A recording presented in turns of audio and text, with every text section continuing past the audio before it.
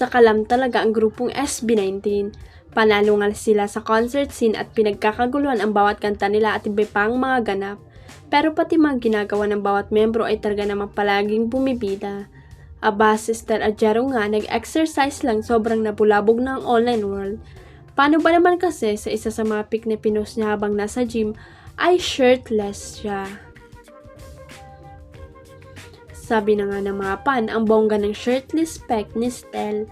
Kahit nga raw kasi busy sa iba't ibang mga ganap ay hindi pabaya sa katawan si Stel at nagagawa pang mag-gym.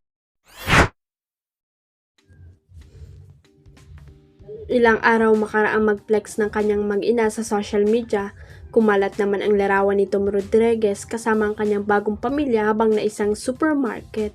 Sa kumakalat na larawan, magkikitang nasa loob ng isang supermarket si Tom kasama ang kanyang karelasyon at ang baby na nasa loob ng stroller. Ang larawan ay kuha sa isang supermarket sa Amerika at pinost ng isang fan sa Facebook. Kamakailan lamang ay nagpost si Tom sa kanyang Instagram account ng larawan ng kanyang mag-ina. Bagamat hindi ipinapakita ni Tom sa kanyang post ang mukha ng kanyang mag-ina ay naglabasa naman ito sa internet.